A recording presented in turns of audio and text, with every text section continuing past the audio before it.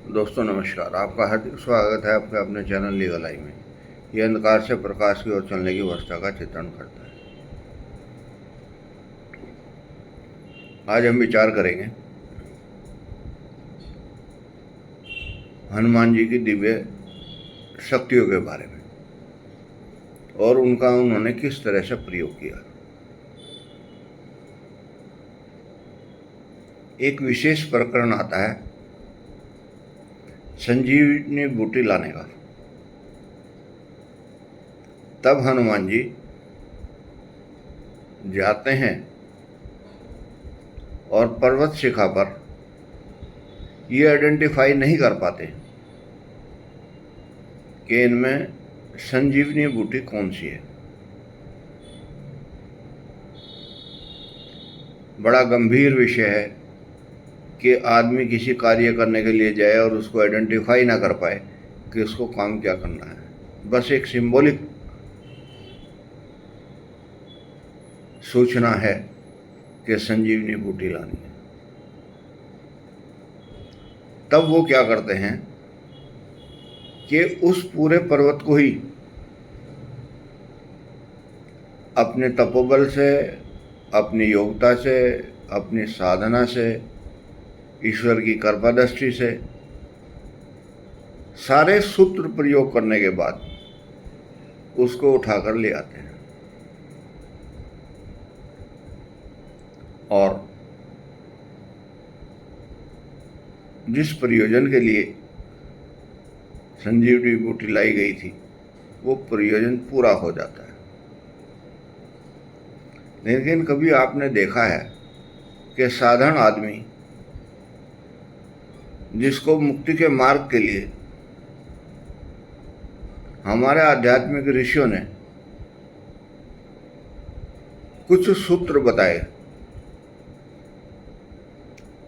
लेकिन वो सूत्र हमें उसी तरह से अज्ञानता में लेकर चले गए जिस तरह से हनुमान जी के लिए संजीवनी बूटी ढूंढना मुश्किल काम रहा। अंततः पर्वत को ही लाए।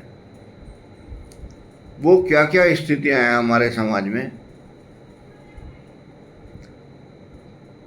अधिकतर लोग ब्रह्मांड को, ईश्वरीय सत्ता को यूनिवर्स कहने लगे हैं। जैसे कोई नया शब्द आया हो, नई उत्पत्ति उन्होंने की हो और उसका उनके ऊपर कोई ऋण हो कि उनके कहने से वो इनबिल्ट हो जाएगा। कुछ दूसरे तरह के वैज्ञानिक आ गए हैं बीच में, वो माइंड को कॉन्शियस सबकॉन्शियस बताने लगे हैं, लेकिन वो बाइफरकेट करना उनके लिए भी असंभव है।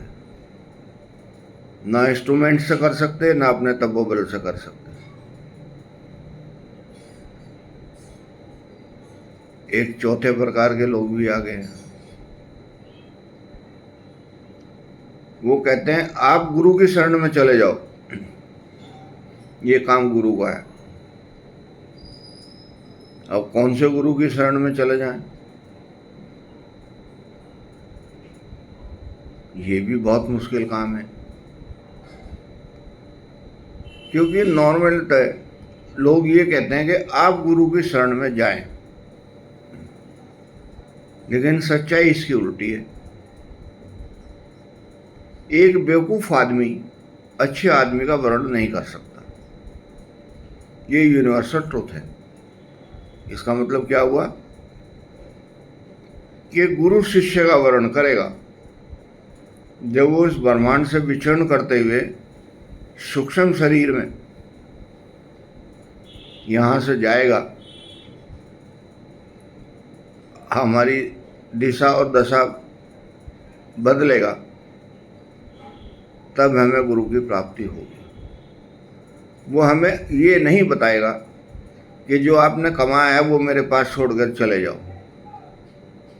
वो हमें ये बताएगा कि जो आपने कमाया है उसको सात्विक दृष्टिकोण से आगे बढ़ाएं भी, खर्च भी करें और ईश्वर से प्रार्थना भी करें। और वो प्रार्थना आपके ज्ञान चक्षु खोलेगी। और जब ज्ञान चक्षु खुलेंगे तब आप इस ब्रह्मांड को समझने के लिए उपयुक्त नहीं होंगे, बल्कि इसे ग्रहण करने के लिए उपयुक्त होंगे। इसकी व्याख्या करना असंभव है, लेकिन इसकी प्रार्थना करना संभव है। साधारण और विशेष जीवन में ये अंतर है। जो प्रार्थना करके अपनी इंद्रिय और कर्मेंद्रियों को इस लायक बना लेते हैं कि उनके स्थूल शरीर और सूक्ष्म शरीर कोऑर्डिनेट कर सकें, एक दूसरे का सहयोग कर सकें, तो ये जीवन जो है सफल हो जाएगा। ना इसके अंदर बीमारी रहेगी, ना इसके अंदर थकान रहेगी, ना इसके अंदर अभोगवाद रहेगा। फिर क्या रहेगा? सिर्फ प्रेम, समर्पण, ये दो चीज़ें बचेंगी। और जब ये दो चीज़ें इनबिल्ट होंगी तो आपका शरीर, मन और बुद्धि खुशबू फैलाएंगे। कहाँ फैलाएंगे? जहाँ आप रहते हैं, जिन लोगों से आप मिलते हैं। अगर किसी आदमी के हाथ सुगंधित हैं और उनसे आप हाथ मिलाएं तो कुछ सुगंध आपके हाथों में आ जाएगी, ये निश्चित है। तो जब आपने परमात्मा के आगे हाथ फैलाए हैं और वो इन गुणों के सर्वश्रेष्ठ भंडार हैं, तो निश्चित रूप से आपको सुगंध और प्यार महसूस होगा। नमस्कार।